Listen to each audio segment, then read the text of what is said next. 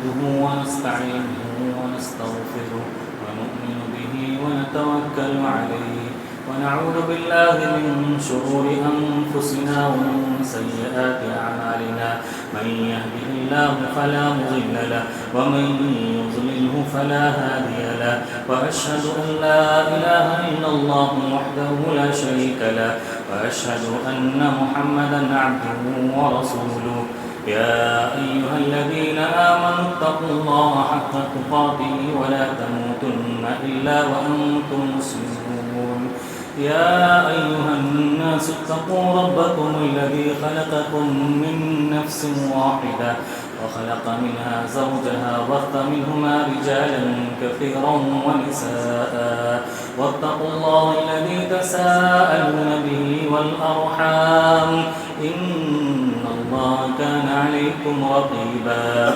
يا أيها الذين آمنوا اتقوا الله وقولوا قولا سديدا يصلح لكم أعمالكم ويغفر لكم ذنوبكم ومن يطع الله ورسوله فقد فاز فوزا عظيما أما بعد فإن خير الحديث كتاب الله وخير الهدي هدي محمد صلى الله عليه وسلم وشر الأمور محدثاتها وكل محدثة بدعة وكل بدعة ضلالة وكل ضلالة في النار أعوذ بالله السميع العليم من الشيطان الرجيم إن عدة الشهور عند الله 12 شهرا في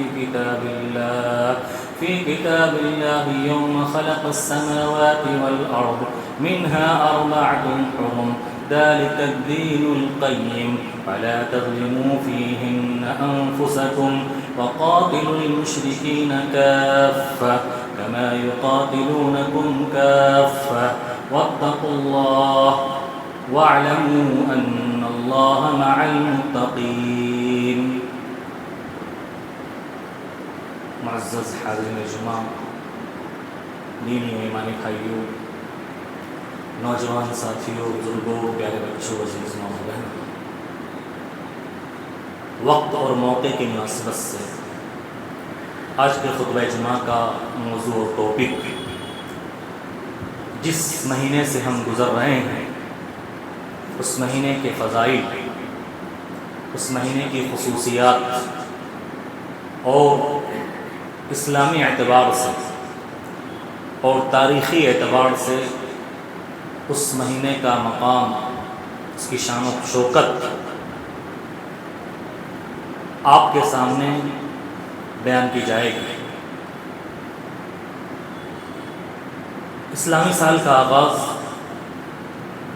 محرم الحرام کے مہینے سے ہوتا ہے، جس مہینے سے ہم اور آپ گزر رہے ہیں، یعنی اسلامی کیلنڈر، اسلامی سال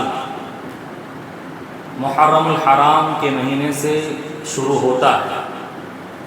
اس مہینے سے پہلے 1446 ہجری ہم گزار رہے تھے، یہ مہینہ آتے ہی اب 1447 ہجری شروع ہو چکا ہے۔ محرم کے مہینے کو ہم سب جانتے ہیں، اسلامی اور شرعی اعتبار سے اس کی خصوصیات اور فضائل کی بات کی جائے تو سب سے پہلی خصوصیت اور فضیلت اس مہینے کی یہ ہے کہ یہ مہینہ 4 حرمت والے مہینوں میں سے ایک مہینہ ہے۔ اللہ رب العالمین نے اپنے کلام مجید سورۃ توبہ آیت نمبر 36 کے اندر اس بات کو بیان کیا ہے، ان عدۃ الشہور عند اللہ 12 شہرا فی کتاب اللہ یوم خلق السماوات والارض، یعنی جب سے اللہ تعالیٰ نے زمین و آسمان کو پیدا کیا، یعنی انسانوں کی پیدائش سے پہلے، انسان تو بعد میں پیدا ہوا، انسان تو اس دنیا میں بعد میں آباد ہوا، زمین و آسمان کی پیدائش کے وقت سے ہی مہینوں کی گنتی اللہ کے یہاں 12 ہے، سال کے 12 مہینے ہوتے ہیں۔ منہا 4 حرم، ان میں سے 4 مہینے حرمت والے، حرمت والے. حرمت کا معنی اور مفہوم کیا ہے میں آگے بیان کروں گا. اللہ کے رسول صلی اللہ علیہ وسلم نے اپنی حدیث کے اندر اس بات کو بیان کیا ہے کہ منہا اربعۃ حرم، 12 مہینوں میں 4 مہینے حرمت والے ہیں. وہ کون کون سے ہیں؟ آپ نے بیان فرمایا ذی القعدہ، ذی الحجہ، محرم اور رجب. یہ 4 مہینے حرمت والے مہینے. اللہ نے بعد میں کہا فلا تظلموا فیہن انفسکم، ان 4 مہینوں میں اپنے آپ پر، اپنے نفسوں پر ظلم نہ کرو، ظلم نہ کرو. یہی اللہ کا مکمل اور ٹھوس دین ہے. تو یہ محرم کا مہینہ 4 حرمت والے مہینوں میں سے ایک مہینہ ہے. کیا مطلب ہے حرمت کا؟ کیا مطلب ہے حرمت کا؟ مطلب یہ ہے کہ یہ مہینہ عزت والا مہینہ ہے، یہ مہینہ شرف و عظمت والا مہینہ ہے. اس مہینے کا مقام، اس مہینے کی فضیلت، اس کی اہمیت، اس کی خصوصیت اور مہینوں کے مقابلے میں زیادہ ہے. اور حرمت کا تقاضا یہ ہے، اس کی عزت، اس کے ادب و احترام کا تقاضا یہ ہے فلا تظلموا فیہن انفسکم، اس میں اپنی جانوں پر ظلم نہ کرو. کس طرح سے ظلم ہوتا ہے؟ انسان کس طرح سے اپنی جان پر ظلم کرتا ہے. اس میں لڑائی جھگڑے مت کرو، جنگ مت کرو، کسی کو ستاؤ مت، کسی پر ظلم نہ کرو. اسی طرح سے گناہوں کے کام مت کرو، شرک کے کام مت کرو، بدعات اور خرافات اور منکرات کے کام مت کرو. یہ مطلب ہے اس کے حرمت والے ہونے کا. اور مکہ کے کافر جو مومن نہیں تھے، اسلام قبول نہیں تھے، وہ بھی اس مہینے کی حرمت کا، اس کے ادب و احترام کا پاس و لحاظ رکھتے تھے. وہ اس مہینے میں لڑا نہیں کرتے تھے، جنگ کرنا چھوڑ دیتے تھے. محرم کے مہینے میں جنگ کرنا چھوڑ دیتے تھے. یہاں تک کہ اگر کسی کو اس کے باپ کا قاتل بھی مل جاتا تھا تو اس سے وہ لڑائی نہیں کرتا تھا، اس سے لڑائی نہیں کرتا تھا. اس مہینے کی عزت اور شرف یہ اہل مکہ کفر کی حالت میں کیا کرتے تھے. تو میرے بھائیوں، یہ مہینہ حرمت والا ہے، یہ اس کی خصوصیت ہے. دوسری خصوصیت کیا ہے؟ دوسری فضیلت کیا ہے؟ اس مہینے کی نسبت اللہ نے اپنی طرف کی ہے. ویسے سال کے 12 مہینے اللہ کے بنائے ہوئے ہیں، سال کے سب مہینے اللہ کے بنائے ہوئے ہیں، لیکن اللہ نے خصوصی طور پر یہ کہا ہے کہ یہ میرا مہینہ ہے. اللہ نے اپنے رسول کی زبانی یہ اعلان کروایا. اللہ رب العالمین نے بہت ساری جگہ اپنے قرآن مجید کے اندر اور اسی طرح سے اللہ کے رسول صلی اللہ علیہ وسلم نے اپنی احادیث کے اندر بہت ساری چیزوں کی نسبت اللہ کی طرف کی ہے. جیسے ساری کی ساری مسجدیں وہ اللہ کا گھر ہے، اللہ کا گھر، لیکن خانہ کعبہ کے بارے میں اللہ نے خصوصی طور پر اس کی نسبت اپنی طرف کرتے ہوئے کہا بیت اللہ، اللہ کا گھر، اللہ کا گھر. ساری مسجدیں اللہ کا گھر ہے، لیکن خانہ کعبہ کی اہمیت، اس کی عظمت کو بیان کرنے کے لیے، اس کے شرف کو بیان کرنے کے لیے اللہ نے کہا بیت اللہ، خانہ کعبہ اللہ کا گھر ہے. اسی طرح سے قرآن مجید کے اندر ایک اونٹنی کا ذکر آیا ہے، صالح علیہ السلام کی اونٹنی. سارے جانور، ساری اونٹنیاں اللہ کی ہیں، لیکن صالح علیہ السلام کی اونٹنی کو اللہ نے خود کہا ناقۃ اللہ، اللہ کی اونٹنی، اللہ کی اونٹنی. اللہ کسی چیز سے خصوصی طور پر اپنا ربط، اپنا تعلق جوڑتا ہے تو وہ اس چیز کی عظمت، اس کے مقام اور مرتبے کو بتلانا مقصد ہوتا ہے. تو اس مہینے کی نسبت اللہ کی طرف کی گئی ہے. اللہ کے رسول صلی اللہ علیہ وسلم نے ارشاد فرمایا افضل الصیام بعد رمضان شہر اللہ المحرم. رمضان کے مہینے کے بعد سب سے افضل ترین روزہ اللہ کے مہینے محرم کا روزہ ہے. محرم کا روزہ پتہ چلا کہ محرم الحرام کے اندر نفلی روزے کی فضیلت بہت زیادہ ہے، بہت زیادہ. اور خصوصی طور پر پورے مہینے میں آپ روزہ رکھیں، نفلی روزہ رکھیں، یہ افضل اور بہتر ہے، بہت زیادہ فضیلت ہے، لیکن خاص طور پر عاشورہ کا روزہ یعنی 10 محرم کا روزہ، اس کی کچھ زیادہ ہی فضیلت اور اہمیت ہے۔ اللہ کے رسول صلی اللہ علیہ وسلم سے پوچھا گیا عرفہ کے روزے کے تعلق سے کہ اللہ کے رسول عرفہ کے روزے کا کیا فائدہ ہے؟ کہ اللہ کے رسول صلی اللہ علیہ وسلم نے فرمایا یکفر السنۃ الماضیہ والباقیہ، عرفہ کا روزہ 2 سال کے گناہوں کو، اگلے اور پچھلے 2 سال کے گناہوں کو مٹانے کا ذریعہ بن جاتا ہے، 2 سال کے گناہ مٹ جاتے ہیں۔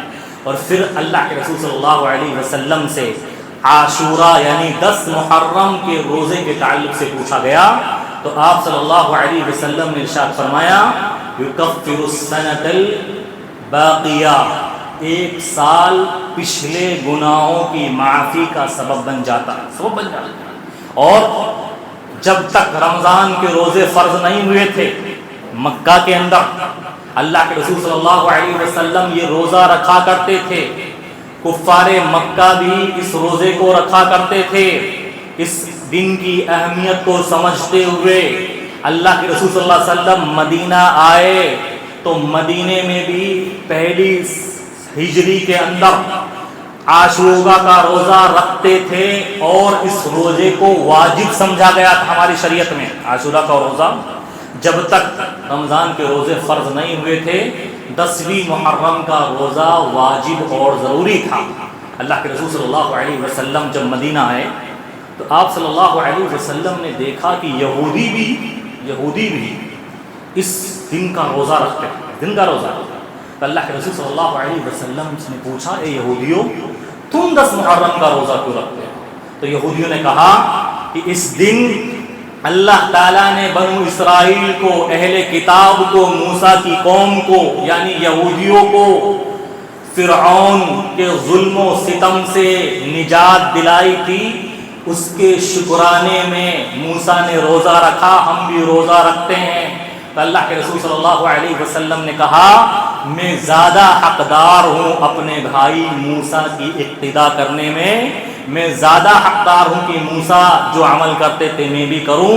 تو اللہ کے رسول صلی اللہ علیہ وسلم 10ویں محرم کا عاشورہ کا روزہ رکھتے تھے، اور اس قدر اماں عائشہ رضی اللہ عنہا بیان فرماتی ہیں کہ میں نے اللہ کے رسول صلی اللہ علیہ وسلم کو رمضان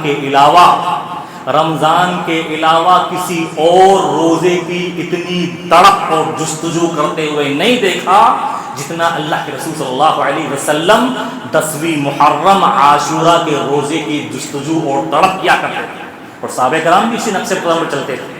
صحابہ کرام بیان کرتے ہیں، ایک صحابیہ بیان کرتی ہے یہاں تک کہ ہم اپنے چھوٹے چھوٹے بچوں کو بھی عاشورہ کا روزہ رکھواتے تھے، اور اگر ہمارے بچے بھوک کی شکایت کرتے روتے ہم انہیں اون سے بنا ہوا کھلونا دے دیتے، مسجد میں ان کو ساتھ میں لے کر جاتے، اور ہمارے بچے روتے تو انہی اون کے کھلونوں سے ان کا دل بہلاتے، یہاں تک کہ افطار کا وقت ہو جاتا۔ اور عمر فاروق رضی اللہ عنہ، دیکھیے بڑی عبرت ہے نوجوانوں کے لیے، بڑا سبق ہے، ان ہٹے کھٹے جن کو اللہ تعالیٰ نے بغیر بیماری والا جسم دے کے رکھا ہے، کوئی بیماری نہیں ہے، کوئی دوا نہیں ہے۔ عمر رضی اللہ عنہ نے ایک شرابی کو دیکھا 10ویں محرم کے دن جو شراب کے نشے میں لطف ہے، تو عمر رضی اللہ عنہ نے کوڑا منگوایا، کوڑا، اور اس کی پٹائی کی اور کہا کہ آج کے دن اے بے شرم ہمارے بچے روزہ رکھے ہوئے ہیں اور تمہیں شرم نہیں آتی، نوجوان ہو کر شراب کے نشے میں مست ہو اور آج کا روزہ تم نے چھوڑ دیا۔ عمر فاروق نے ان کی پٹائی کی کوڑے سے۔ کہاں ہے اس دن کی اہمیت اور فضیلت جو روزے کی شکل میں ہمارے دین نے، ہمارے اسلام نے ہمارے سامنے بیان کی ہے؟ تو میرے بھائیوں، محرم کا مہینہ یہ روزوں کے اعتبار سے رمضان کے بعد سب سے افضل ترین مہینہ ہے، اور خاص طور پر 10ویں محرم عاشورہ کے دن کا روزہ، اس کی بڑی فضیلت اور اہمیت اور تاکید بیان کی گئی۔ میرے بھائیوں، تاریخی اعتبار سے بھی اس کی بڑی فضیلت ہے۔ بہت سارے واقعات، اسلامی ہسٹری کے بہت سارے واقعات اس مہینے سے ان واقعات کا تعلق ہے۔ پہلا واقعہ تو جیسے کہ میں نے آپ کو بیان فرمایا کہ اس دن اس دنیا کے سب سے ظالم انسان، سب سے فاجر اور سرکش انسان، سب سے زیادہ پتھر دل انسان کو اللہ نے اس کا انجام اسی دنیا میں دکھا دیا، اس کو اس کے انجام تک پہنچا دیا۔ کون؟ فرعون۔ فرعون نے کتنا بڑا ظلم کیا، اس سے بڑا ظالم کوئی نہیں آیا۔ اللہ کے حق میں بھی ظالم تھا وہ، اور لوگوں کے حق میں بھی ظالم تھا۔ اللہ کے حق میں کیا ظلم کیا اس نے؟ کیا ظلم کیا؟ اللہ کے حق میں اس نے ظلم کیا کہ وہ لوگوں سے کہتا تھا میں ہی تمہارا اللہ ہوں، میں ہی تمہارا معبود ہوں، انا ربکم الاعلی، میں ہی تمہارا سب سے بڑا اللہ ہوں، تمہیں کھلانے پلانے والا میں ہی ہوں۔ کیا کہا؟ ما علمت لکم من الہ غیری، میں اپنے علاوہ تمہارا کوئی معبود جانتا ہی نہیں، میں ہی تمہارا معبود ہوں۔ ان فرعون علا فی الارض، فرعون نے زمین میں بہت زیادتی کی، اپنے آپ کو بڑا سمجھا، اور کیا کیا؟ اللہ کے حق میں تو یہ ظلم کیا کہ اپنے آپ کو معبود اور اللہ اور رب ماننے لگ گیا، اور اس کے بندوں کے حق میں کیا ظلم کیا؟ وہ بنو اسرائیل کے بچوں کو، معصوم بچوں کو قتل کیا کرتا تھا۔ معصوم بچوں، کتنا بھی بڑا ظالم اور پتھر دل انسان ہو، بچوں پر تو رحم آ ہی جاتا ہے۔ دودھ پیتے بچوں کو کون مارتا ہے، کون ستاتا ہے؟ دشمنی نکالنی ہوتی ہے انسان کو، بڑوں سے دشمنی نکالتا ہے، نوجوانوں سے نکالتا ہے، بچوں کو کوئی بھی پریشان نہیں کرتا۔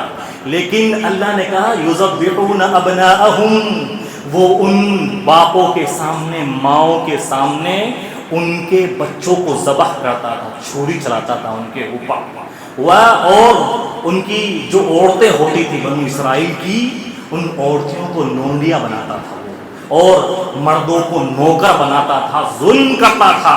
اللہ رب العالمین نے، دیکھیے ظالم جب ظلم کرتا ہے نا، ظالم دنیا میں ظلم کرتا ہے تو ظالم کو اللہ مظلوم کی آنکھوں کے سامنے اسی دنیا میں مزہ چکھاتا ہے۔ ظالم کو اللہ مظلوم کی آنکھوں کے سامنے ذلیل اور رسوا اور حقیر کرتا ہے۔ اللہ نے فرعون کا انجام کیا کیا؟ لوگوں کے سامنے، سارے لوگوں کے سامنے، بنو اسرائیل کے سامنے اس کو دریائے نیل میں غرق کیا، دریائے نیل میں غرق کیا، اور اخیر میں اس کو افسوس ہوا اور وہ ایمان لانے کے لیے تیار ہوا۔ آمنت بلا الہ، میں اس اللہ پر ایمان لاتا ہوں جس پر یہ بنو اسرائیل ایمان لائے ہیں۔ تو موسیٰ علیہ السلام کی قوم کو فرعون کے چنگل سے آزادی ملی تھی، کیونکہ اس کا عذاب، اس کا ظلم بڑا خطرناک تھا، انسان سہ نہ پائے، برداشت نہ کر پائے، ایسا ظلم اس نے مچایا تھا۔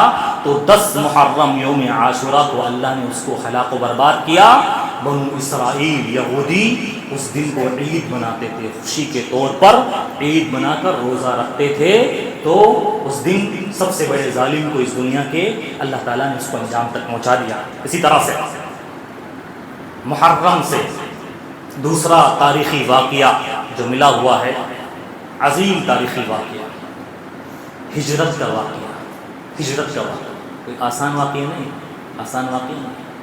مکہ کے اندر اللہ کے نبی صلی اللہ علیہ وسلم پر ایمان لانے والے آپ کے مظلوم صحابہ کرام ظلم و ستم کے مارے ہوئے اور مشقت و پریشانیوں سے ستائے ہوئے، کیا قربانی پیش کرتے ہیں محرم کے اندر؟ کیا قربانی؟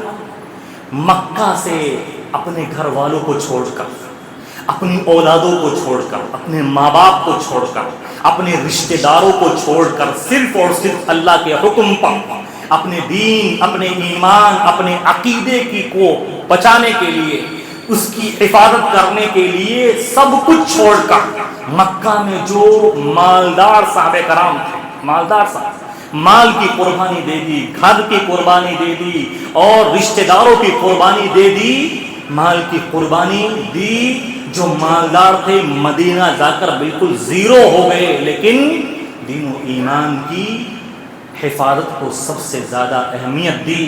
یہ وہ واقعہ ہے ہجرت کا واقعہ جو محرم میں پیش آیا، جس سے ہجری سال کی شروعات لکھی جاتی ہے کہ اسی سال سے اسلامی کیلنڈر کا آغاز ہوگا۔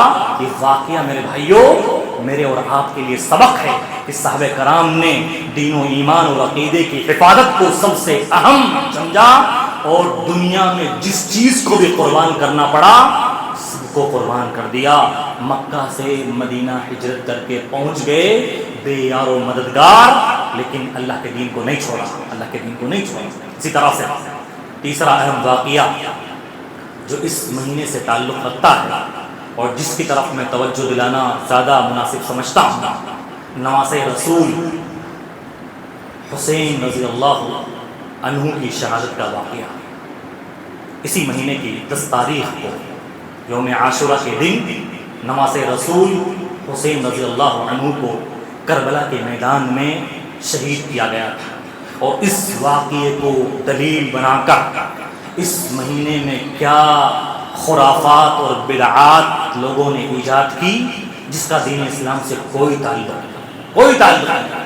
اور وہ واقعہ نواسۂ رسول کی شہادت کا واقعہ یہ اسلامی تاریخ کا، اسلامی ہسٹری کا سب سے ڈارک چیپٹر ہے، سب سے تاریخ چیپٹر ہے، اور وہ ہوا حسین رضی اللہ عنہ یزید بن معاویہ کی خلافت پر بیعت کرنے کے لیے تیار نہیں ہوئے۔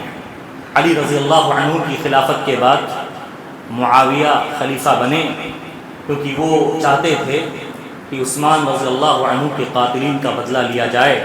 علی رضی اللہ عنہ نے کہا تھا کہ پہلے آپ میری خلافت پر بیعت کر لیں اور اس کے بعد انشاءاللہ ان کے قاتلوں سے بدلہ لیا جائے گا۔ اس وقت کے سیاسی حالات تھے، اس وقت حالات ایسے تھے، ہر صحابی اپنے آپ کو حق پر سمجھ رہا تھا، نیت کسی کی خراب نہیں تھی، نیت کسی کی بھی خراب نہیں تھی، اور جس نے اپنے اعتبار سے جس چیز کو صحیح سمجھا اسی کو کرنا مناسب سمجھا۔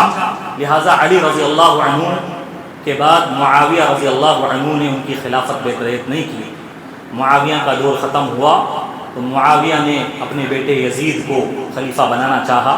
حسین رضی اللہ عنہ نے خلافت پر بیعت نہیں کی تو کوفہ والوں کے خط آئے حسین کے پاس۔ حسین رضی اللہ عنہ مدینہ میں تھے۔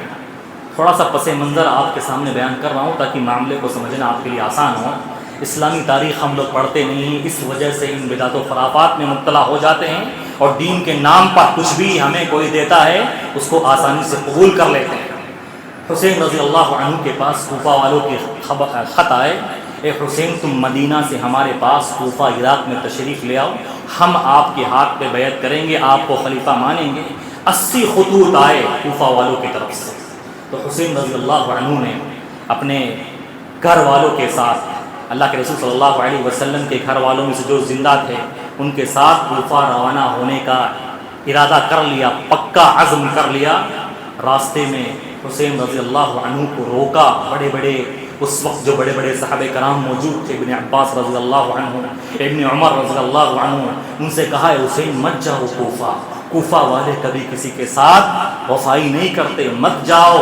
لیکن حسین رضی اللہ عنہ نے پکا ارادہ کر لیا تھا، اور وہاں پہنچے، کوفہ پہنچے تو دیکھا کہ معاملہ بالکل الٹا ہے۔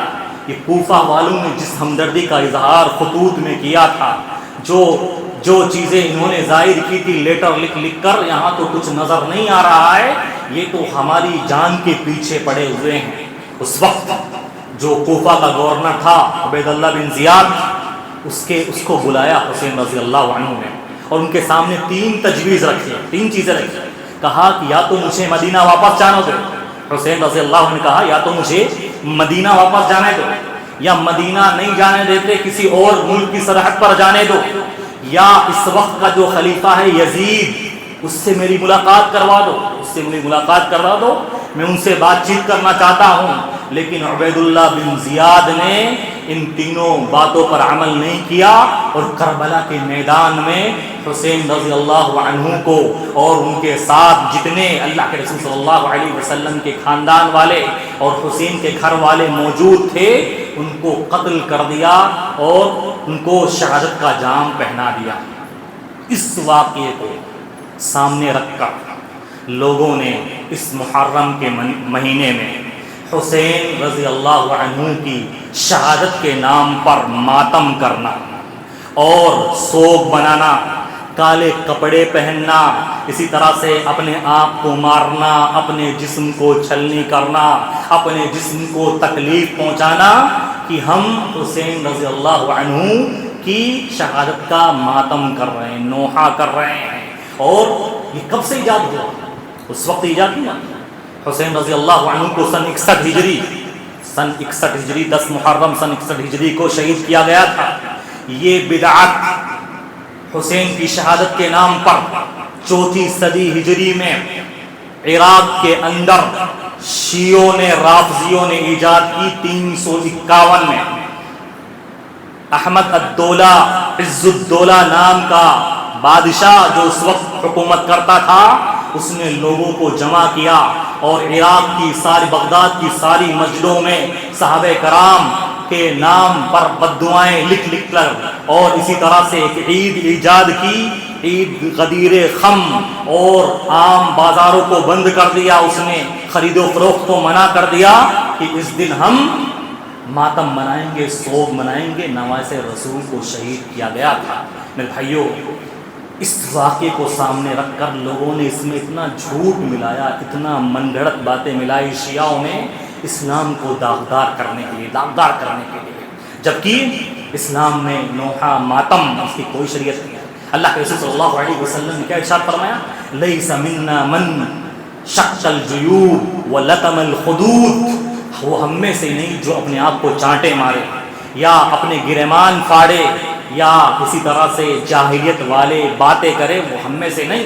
اور سوگ منانا اور ماتم کرنا، اسی طرح سے گوشت کھانا بند کر دینا، ان 10 دنوں میں ہمارے ہاں تو کم ہوتا ہے۔ آپ چلے جاؤ بڑے بڑے شہروں میں، حیدرآباد میں، دلی میں، ممبئی میں، بڑے بڑے شہروں میں جا کے دیکھو، مسلمان سوگ کے نام پر اور محرم کی 10ویں تاریخ کو خاص طور پر کس طرح سے ماتم کے نام پر محفلیں منعقد کرتے ہیں، اور وہ کربلا کے واقعات بیان کرتے ہیں، مرثیہ خوانی کرتے ہیں، اور عورتیں بھی اپنے آپ کو، اپنے بالے کو کھلا رکھتی ہے، اپنے آپ کو مارتی ہے، اور اسی طرح سے تعزیہ داری کی بدعت، اس میں تعزیے کے نام پر علی رضی اللہ عنہ کی نعوذ باللہ قبر بنا کر اس کا طواف کیا جاتا ہے، اور سبیلیں پلائی جاتی ہیں محرم کے نام پر، یہ دودھ کی شربت اور یہ کھچڑے، یہ حلیم، اپنے آپ ہی کوئی تعلق نہیں اسلام سے، اس کا کوئی تعلق نہیں۔ حسین رضی اللہ عنہ سے پہلے بھی وہ لوگ دنیا سے گئے جن کا دین اسلام میں بہت بڑا مقام ہے، لیکن کبھی کسی نے سوگ کے نام پر، ماتم کے نام پر اس طرح سے دین کے اندر کھلواڑ کیا۔ دیکھیے آپ کتنی بدعات اور رسومات، لوگ قبرستان جاتے ہیں، قبرستان جا کر پہلے محرم سے ہی وہاں پر پھول چڑھانا اور چراغاں کرنا اور موم بتی کرنا اور لائٹیں لگانا، اور وہاں جا کر ان سے مانگنا، ان کے لیے دعائیں کرنا، خصوصی طور پر اس مہینے میں کچھ زیادہ ہی کیا جاتا ہے۔ اور نعوذ باللہ کہیں کہیں تو عورتیں بھی جاتی ہیں، رات میں تھاڑ میں لائٹیں لگا کر، موم بتیاں لگا کر، چراغ لگا کر عورتیں جاتی ہیں، اور وہاں وہ کچھ کرتی ہے جن کا اسلام سے کوئی تعلق نہیں ہے۔ میرے بھائیوں، اللہ تعالیٰ نے کہا فَلَا تَظْلِمُوا فِيهِنَّ أَنفُسَكُمْ، اس محرم کے مہینے میں اپنے آپ پر ظلم مت کرو، اور بدعت، دین میں کوئی چیز ایجاد کرنا، یہ سب سے بڑا ظلم ہے، سب سے بڑا ظلم ہے۔ ان چیزوں کا اسلام سے کوئی تعلق نہیں ہے۔ اس کی شرعی حیثیت اتنی ہے کہ یہ اللہ کا مہینہ ہے، اس میں انسان کو گناہوں سے بچنا چاہیے، گناہوں میں بدعت بھی بہت بڑا گناہ ہے، بہت بڑا گناہ ہے۔ دیکھو، گناہوں سے ہر سال کے 12 مہینہ بچنا ضروری اور واجب ہے، لیکن اس مہینے میں زیادہ گناہوں سے بچنا اور واجب ہے، زیادہ بچنا ہوتا ہے۔ مثال کے طور پر انسان کہیں پر بھی گناہ کرے، گناہوں سے بچنا ہے، لیکن کوئی مسجد میں آ کے گناہ کرے تو زیادہ وہ گناہ زیادہ سنگین ہے۔ کوئی مسجد میں آ کے گانے سنے یا شراب پیے تو یہ زیادہ سنگین ہے۔ اسی طرح سے اس مہینے میں گناہ کرنا یہ زیادہ سنگین ہے اور اللہ رب العالمین کو ناراض کرنے والا ہے۔ باتیں بہت زیادہ ہیں میرے بھائیوں، کہنے کا مطلب ہے یہ تعزیہ، یہ ماتم، یہ نوحہ، یہ سوگ اور اس طرح سے یہ کھلانے پلانے کا رواج، اس کے اسلام میں کوئی حیثیت نہیں ہے۔ یہ ماتم کا رواج تو دیا ہے شیعوں نے کیا ہے، رافضیوں نے، اور اس کے مقابلے میں ایک فرقہ کون سا ہے؟ ناصبی فرقہ۔ یہ شیعہ تو آل بیت اور اللہ کے رسول صلی اللہ علیہ وسلم کے گھر والوں کی محبت کے نام پر ماتم مناتے ہیں، اور ناصبی فرقہ یہ عثمان رضی اللہ عنہ اور صحابہ کرام سے دشمنی کے نام پر وہ اس دن عید بناتے ہیں 10ویں تاریخ کو عاشورہ کے دن عید بناتے ہیں، اچھے اچھے پکوان بناتے ہیں، اچھے کپڑے پہنتے ہیں، اور بعض لوگوں کے یہاں تو اللہ کی پناہ اس دن عید کی نماز بھی پڑھی جاتی ہے۔ اللہ کی پناہ میرے بھائیوں، اسلام میں صرف 2 عیدیں ہیں، عید الفطر اور عید الاضحیٰ، اس کے علاوہ کوئی عید نہیں ہے۔ کہنے کا مطلب یہ ہے حقیقی معنوں میں محرم کی جو فضیلت اور خصوصیت اسلام میں وارد ہوئی ہے، اللہ اور اس کے رسول نے بتایا ہے، اسی کو سمجھنے کی ضرورت ہے اور اسی کے مطابق عمل کرنے کی ضرورت ہے، اور اس کے علاوہ جو بھی چیزیں ایجاد کی جاتی ہے وہ دین میں بدعات ہے، اور دین میں ہر بدعت گمراہی ہے، اور ہر گمراہی انسان کو جہنم میں لے جانے والی ہے۔ لہٰذا میرے بھائیوں، جو بھی چڑھاوے، جو بھی کھانے، جو بھی سبیلیں اس مہینے میں کھلائی پلائی جاتی ہے، ان سے بچنے کی ضرورت ہے، اور خود بھی بچنے کی ضرورت ہے، اپنی اولادوں کو بھی، اپنے گھر والوں کو بھی بچانے کی ضرورت ہے، اور یہ تعزیہ داری اور جتنے بھی کام ہیں خلاف شریعت ان کو جو لوگ کرتے ہیں ان کا بائیکاٹ کرنے کی ضرورت ہے، ان کی مخالفت کرنے کی ضرورت ہے۔ اللہ تعالیٰ سے دعا ہے کہ اللہ تعالیٰ کہنے اور سننے سے زیادہ عمل کرنے کی توفیق عطا فرمائیں۔ اللہ تعالیٰ صحیح معنوں میں محرم الحرام کی فضیلت اور اہمیت سمجھنے والا بنائیں۔ اللہ تعالیٰ 10 تاریخ کا روزہ رکھنے والا بنائیں، اور 10 تاریخ کے ساتھ ساتھ اللہ کے رسول صلی اللہ علیہ وسلم کی حدیث کے مطابق 9 تاریخ کا بھی روزہ یہودیوں کی مخالفت کرتے ہوئے 2 روزے رکھنے والا بنائیں۔ آمین۔ اقول قولی ھذا استغفر اللہ لی ولکم۔